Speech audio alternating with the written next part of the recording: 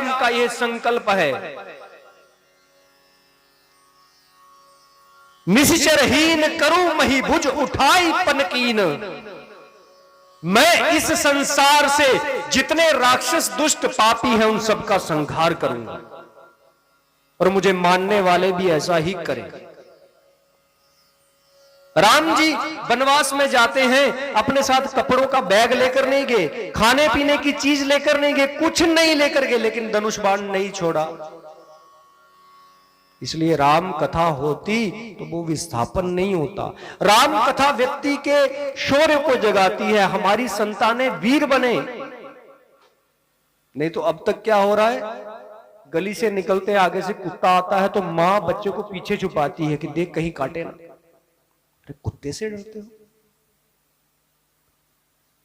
ऐसा भारत देश जहां का एक छोटा सा बालक भरत शेर के मुंह में हाथ डालकर उसके दांत गिनता है, उस भारत की माता आज अपने बच्चे को कुत्ते से छुपाती है। ये दुर्गति नहीं हमारे भारत की तो क्या है।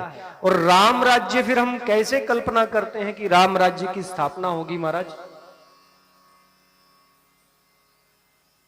और जिनको मार्गदर्शन करना था समाज का, उन्होंने चाहे भगवान कृष्ण की कथा सुनाई लेकिन मुरली ही दिखाई, सुदर्शन उन्होंने भी नहीं दिखाया।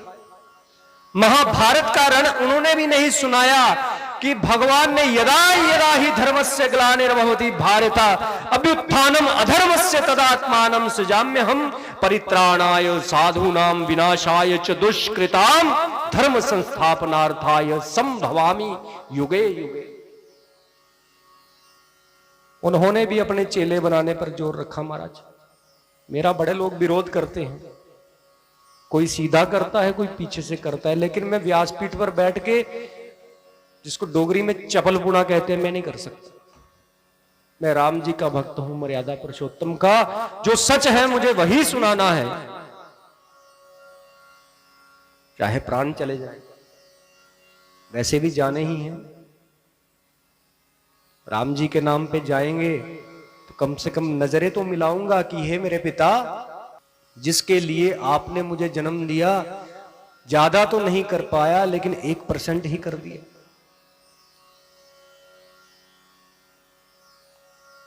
क्या क्या कलुष, क्या क्या गलत, क्या क्या कृत्य नहीं चला व्यासपीठों के ऊपर। समाज को हम मर्यादित रहने की शिक्षाएं देते हैं और बालिकाएं नृत्य कर रही हैं, बाल खुले छोड़कर फिल्मी दुनों के गीत पर भजन बनाकर गा रही हैं। क्या मतलब बनता है चाटी जो मदानी ले गया? कृष्ण चोर था क्या जिसके अपने घर में 9 लाख गैया हो? जिसके अपने घर में 9 लाख गैया हो वो तुम्हारा माखन चोरी करेगा? तुमने कौन सी कसर छोड़ी?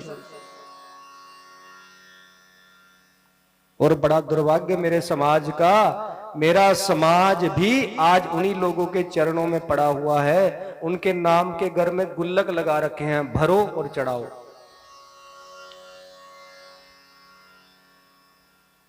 राम कथा यही सिखाती है।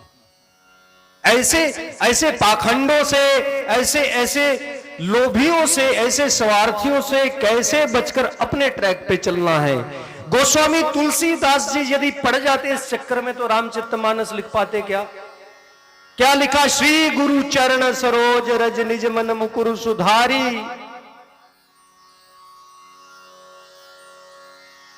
हे गुरुदेव, आपके चरणों की रज चाहिए। तो गुरु जी ने भी कहा, तू मेरे चरणों की रज मांगता है, मैं भी तुझसे कुछ नहीं मांगता, जा रामचरितमानस लिख। ऐसा गुरु और शिष्य का रिश्ता हो। आजकल तो हमारे प्रसाद भी हाथ में नोट देकर दिया जाता है। क्या मतलब बनता है वीआईपी बैठने का किसी का? कौन सा वीआईपी? भगवान के दरबार में कौन वीआईपी? किसी के लिए तुम सोफा लगवा दो और किसी को तुम पंडाल में घुसने तक ना दो। किसी को तुम सिर पे चढ़ाओ जो नोट तुम्हारे ऊपर। कैसा ये, कैसा समाज में क्या हुआ है? बड़ा सोचने का विषय है। बड़ी बड़ी बातों वाले, बड़े बड़े ठाठ वाले महाराज नहीं कह सकते, डर लगता है कहीं संगत रूठ ना जाए। हमारा कोई नहीं राम तेरे सिवा, हमारा कोई नहीं हनुमान तेरे सिवा, रूठ जाए जिसको रूठना है, किसी से कोई लेना देना नहीं, चाहिए नहीं कोई। मैंने पहले दिन ही यहां आने से पहले, कथा कहने से पहले कहा था कि जो सुंदर कांड करेगा वही मेरा जजमान है। ये मेरे जजमान बैठे, मैंने कहा एक कमरे में बैठकर कथा सुना दूंगा, कोई दिक्कत नहीं। लेकिन मैं कुछ विरोध भरे स्वर में नहीं, जो समाज में चल रहा है उसको देखकर बड़ा बड़ा कष्ट होता है महाराज।